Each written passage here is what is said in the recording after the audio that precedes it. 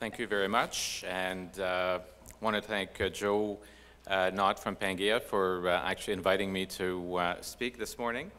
And Joe said, in 10 minutes, try and tell people something, what's going on in market access, and try and tell them something new.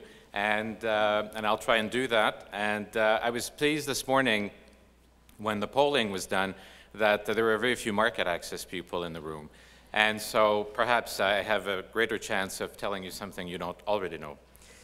I'm a Senior Director of Market Access and Health Outcomes at Lundbeck Canada, and have a team of 6 people who work with me to navigate the waters of market access in Canada, which are becoming complex, more and more complex every day. I didn't have a question. I didn't put questions into the presentations because I suspect I didn't get the signal that that's one of the things we should be doing.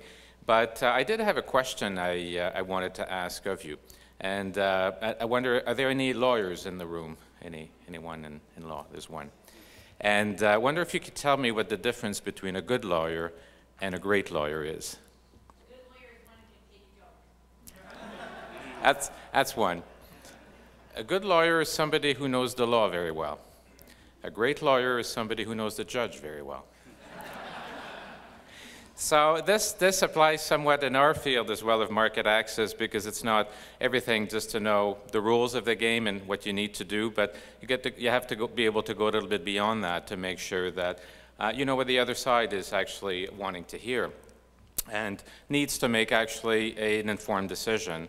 The environment is changing dramatically in Canada around market access. The reimbursement has become more and more restrictive, as you know.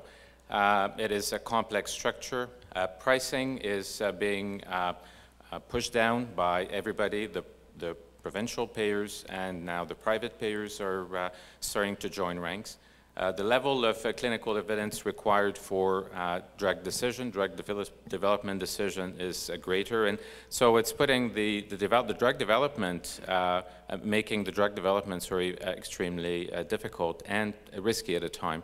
We're being asked for comparisons to drugs that are already listed on the market, and of course direct comparisons are challenging to do early in the development of a new compound.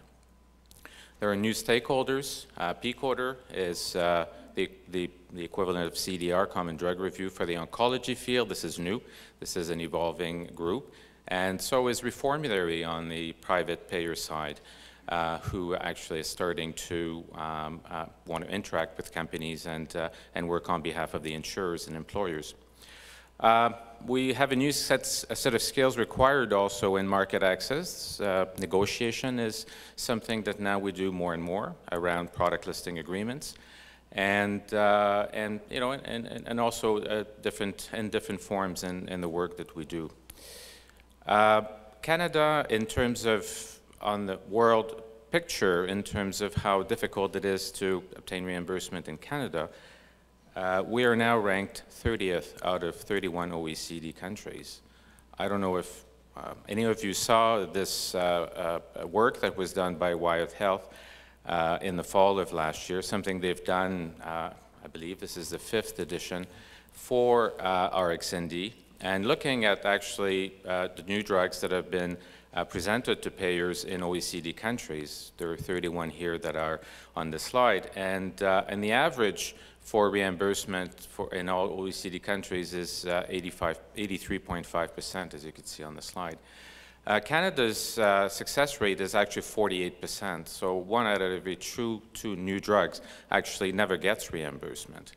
The green portion of that line is actually those that get full listing. So getting a full listing in Canada is even, we're in the less than 20% range.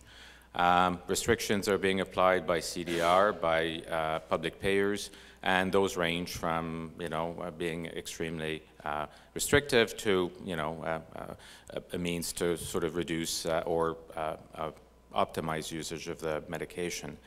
The EE country, the last country on that list, is Estonia. So we're not doing all that well. So we have a lot to do. The situation is slightly better if we look at cancer drugs. There we're at 57%. But again, a lot of work to be done around this particular score. On the public side, thought I would touch on the public side and talk about some of the things that are happening in the public side. You know that Ontario has now mandated drug pricing to 25% of brand product for generics. This is now extended as well to the private payers. In Quebec, this will take place, actually, the 25% rule in April of this year. Most other provinces are currently around the 35% range, but slowly moving to also the 25%. There was a signal made by BC recently indicating that next year there'll be a 25%. So this is a real challenge for us when we come in with a new product in a field where there are lots of generics available. Guess what we get compared to in terms of pricing? It'll be generic pricing, and of course the price level is dropping rapidly.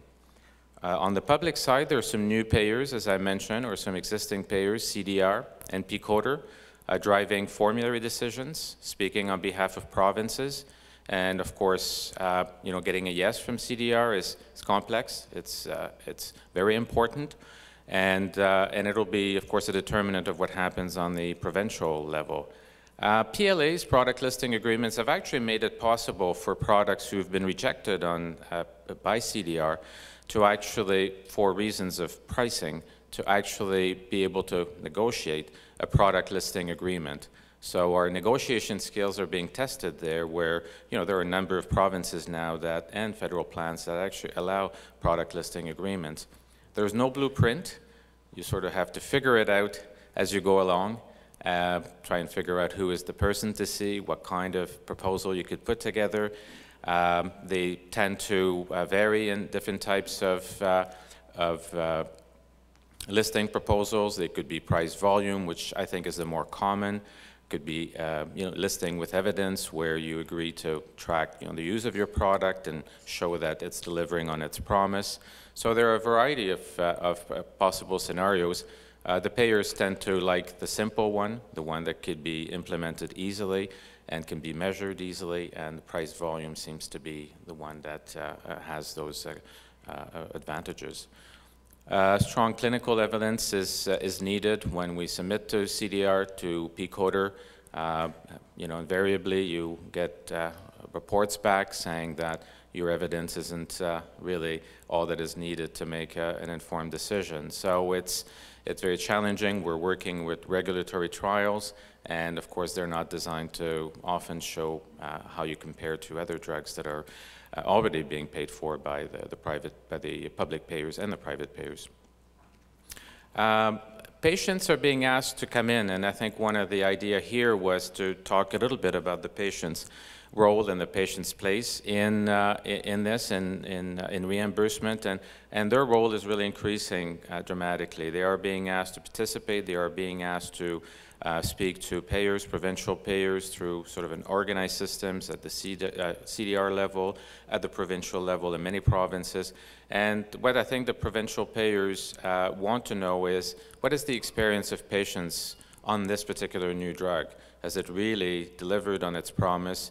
And so I'm coming back to that a little bit later. We have to do a good job to inform patients about our new products.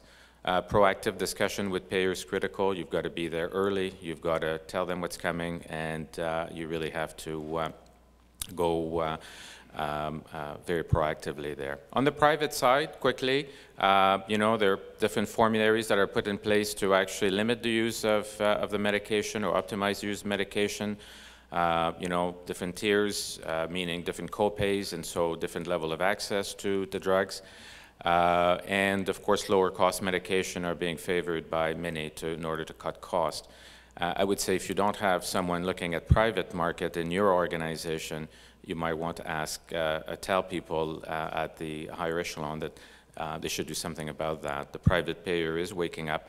The relationships are going to be important, and I think it's important to be there early and interacting with them.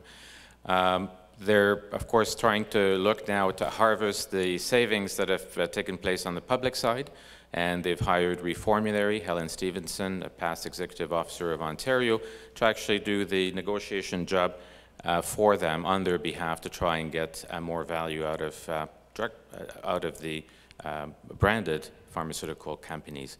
There are more players, Shoppers, Gates, have their own drug plans and drug formularies, which they're offering to employers out there. So there's more competition on that level as well, and even more people that we need to be interacting with.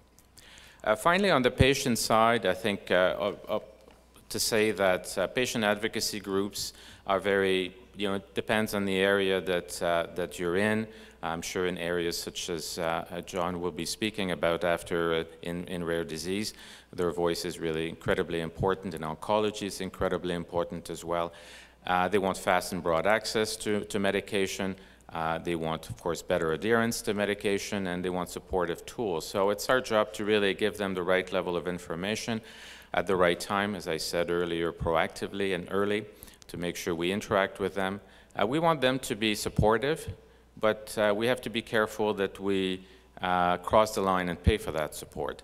And in our eagerness to get people to say good things about our product, we may be tempted to do things that are not necessarily in our best interest. So I would say you become a partner, you inform them, and you work with them to try and make sure that you put your product in the best possible light in front of the payers.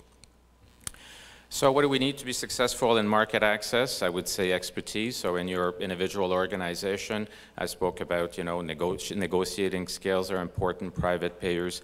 And, of course, the clinical data is really important, so you need to have strong clinical minds within your group, people that are able to, to take the data and make it useful for payers.